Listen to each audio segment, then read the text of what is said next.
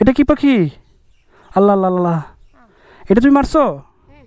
আল্লাহ আল্লাহ, এটা তো কষ্ট। এটা তুমি কেন মারছো? এটা কি করবা? খাবা যে তোমরা? আল্লাহ, তুমি এই পাখিটাকে মেরে ফেলছো। তোমার হাতে কি এটা? এটা পাখি মারো? তুমি, ও মামা, এটা কি পাখি? আল্লাহ আল্লাহ আল্লাহ, এটা তুমি মারছো? আল্লাহ আল্লাহ, এটা তো কষ্ট। এটা তুমি কেন মারছো? এটা কি করবা? খাবা যে তোমরা? আল্লাহ, তুমি এই পাখিটাকে মেরে ফেলছো। এই অতিথি পাখি এটা। আল্লাহ আল্লাহ, এটা অনেক কষ্ট পাইছে না? এটা কতটুকু মাংস বলো? অল্প একটু মাংস না? ও আচ্ছা আচ্ছা, ও আর হাঁটতে পারবে না না? আচ্ছা আচ্ছা আচ্ছা, তুমি কি পাখি মারো? সারাদিন পাখি মারো? আল্লাহ আল্লাহ, তুমি এগুলো করো? এগুলো তো করে তুমি কাজ করতে পারো না? অন্য কাজ করে তুমি মাংস কিনে আনবা। মুরগি কিনতে পাওয়া যায় তো বাজারে, ব্রয়লার মুরগি কম টাকায়।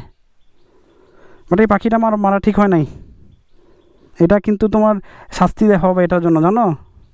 পাখি মারলে ঠিক আছে, দৌড় রাখো, এগুলো মারবা না, হ্যাঁ? তোমার নাম কি? তুমি পাখি মারো? মূলত এই ছোটো বাবুরা এখানকার এই পাখিগুলোকে মেরে তারা রান্না করে খায়। বাট আমি চিন্তা করছি যে এই পাহাড়ে কত হাজারের প্রকার অতিথি পাখি আসে যেগুলো কিন্তু তারা মেরে খেয়ে ফেলে। বাট এই পাখিগুলো যদি তারা মেরে খেয়ে ফেলে তাহলে দেখা যায় আমাদের অতিথি পাখিরা এই দেশ থেকে চলে যাবে।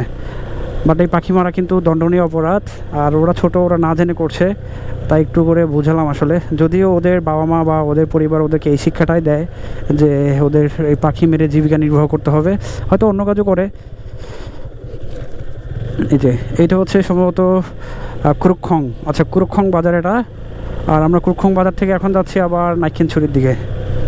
সো দীর্ঘ এই যাত্রায় আমাদের আর রেস্ট করলে হবে না। লেম্বুছড়ি, আচ্ছা লেসুছড়ি, আচ্ছা লেসুছড়ি আবার এখান থেকে 8 কিলোমিটার।